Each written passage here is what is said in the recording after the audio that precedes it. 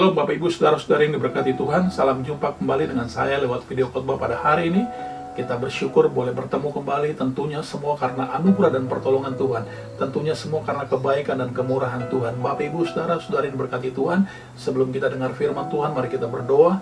Kita minta Tuhan tolong kita semua, siapkan hati pikiran kita untuk kita bisa dipimpin Tuhan dalam mendengar firman Tuhan, dan kita diberkati lewat firman Tuhan yang kita dengar. Mari kita berdoa. Bapa di surga, kami datang kepadamu mengucap syukur buat hari ini. Tuhan beri kesempatan kami kembali untuk dengar firman Tuhan. Kami mau siapkan hati dan pikiran kami Tuhan untuk ditaburi kebenaran firman Tuhan. Tolong kami semua, pimpin kami supaya kami mengerti firman-Mu dan kami dapat melakukannya dengan pertolongan Roh Kudus-Mu.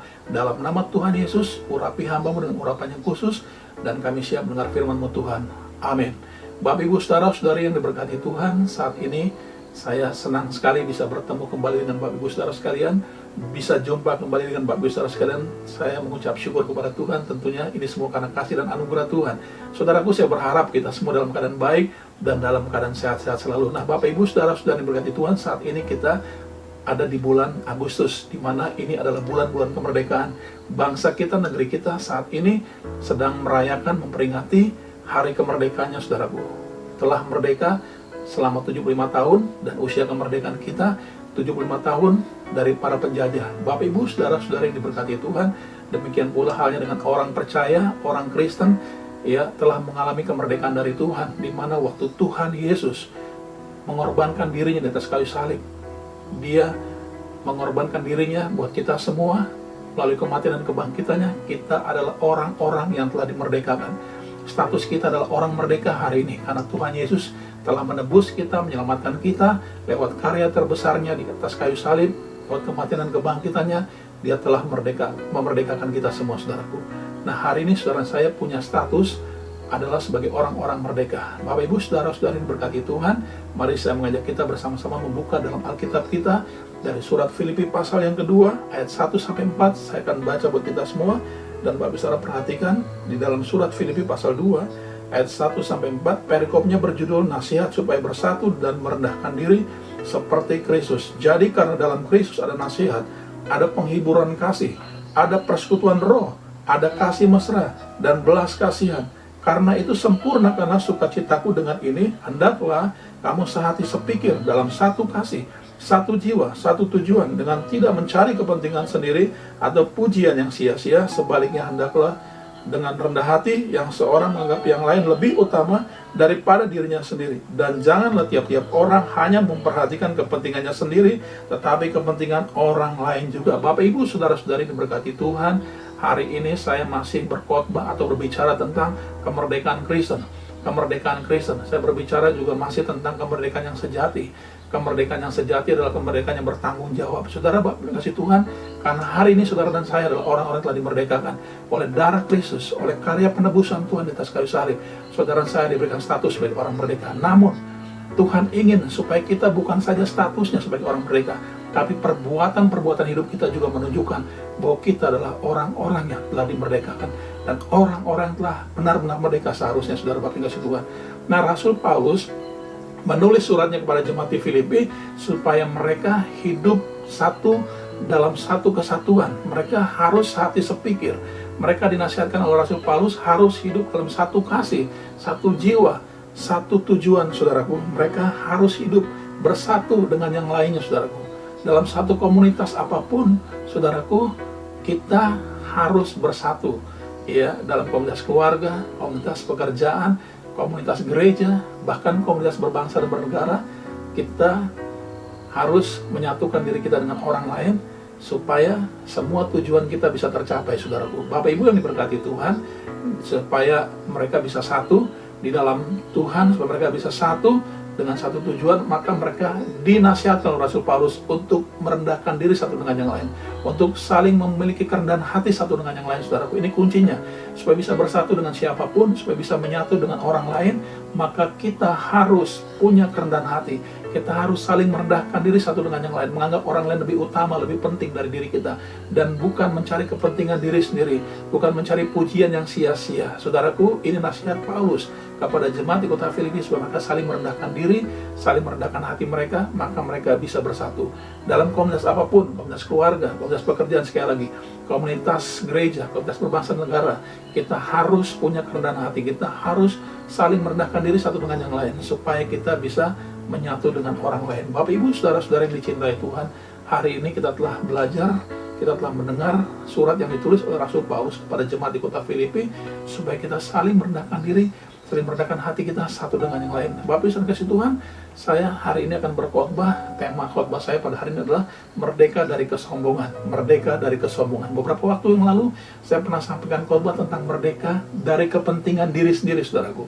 Nah, hari ini saya akan berkhotbah atau berbicara tentang kemerdekaan atau merdeka dari kesombongan. Nah, Bapak, Ibu, saudara-saudari ini berkati Tuhan, kesombongan dengan mementingkan diri sendiri merupakan dua hal yang adalah satu paket di dalamnya, saudaraku.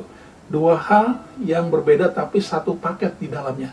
Mereka merupakan satu kesatuan, two in one, dua di dalam satu. Saudaraku, seperti mata koin atau uang koin, uang logam, yang satu itu namun berisi dua sisi yang berbeda, dua gambar yang berbeda, namun keduanya adalah satu, two in one. Jadi kesombongan dengan mementingkan diri sendiri adalah satu paket, saudaraku. Ya, di sini bisa kita katakan bahwa orang yang sombong sudah pasti dia akan mementingkan dirinya sendiri, dan orang yang mementingkan diri sendiri, dia adalah orang yang sombong. Saudaraku, satu paket.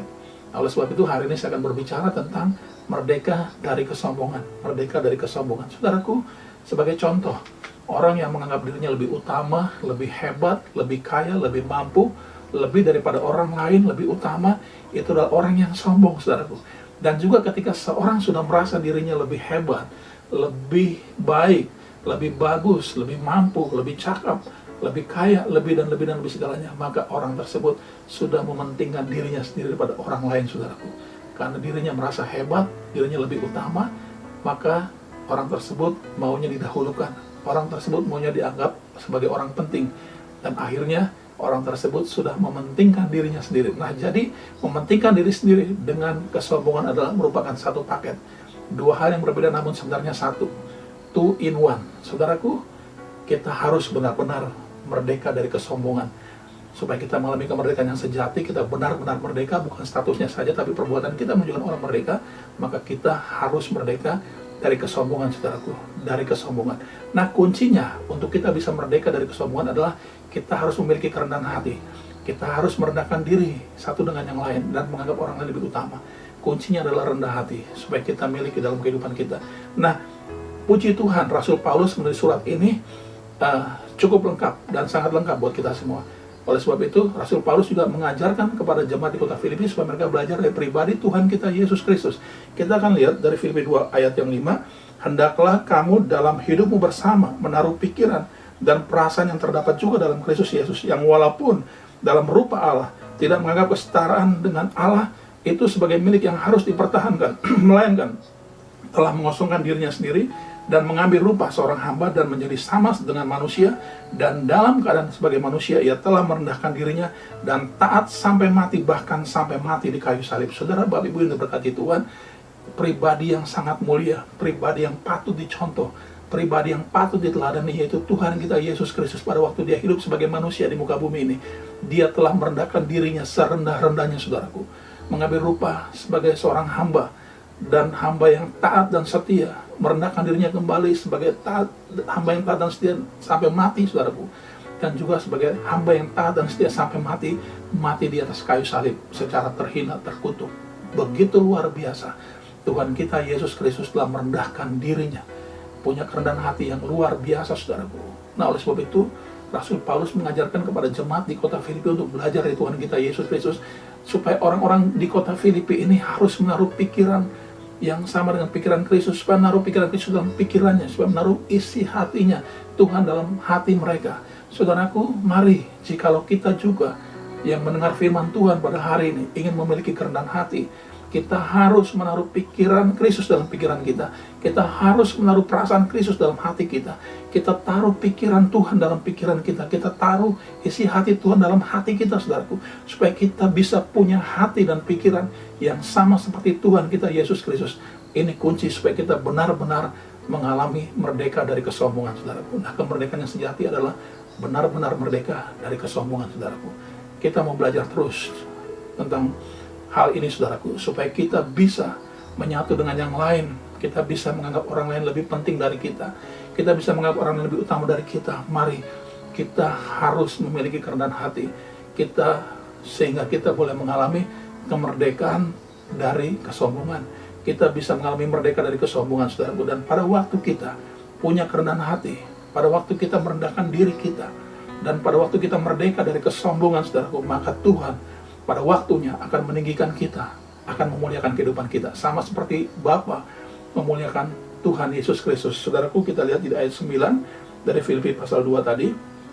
Itulah sebabnya Allah sangat meninggikan dia dan mengaruniakan kepadanya nama di atas segala nama, supaya dalam nama Yesus bertekuk lutut segala yang ada di langit, yang ada di atas bumi, dan yang ada di bawah bumi, dan segala lidah mengaku Yesus Kristus adalah Tuhan bagi kemuliaan Allah Bapa. Saudaraku, pada waktu kita benar-benar merdeka dari kesombongan, pada waktu kita benar-benar memiliki kerendahan hati, maka Tuhan pada waktunya akan meninggikan kita, akan mempermuliakan kehidupan kita. Saudara Bapak yang diberkati Tuhan, mari supaya kita bisa benar-benar merdeka dari kesombongan, kita harus menaruh pikiran Tuhan dalam pikiran kita.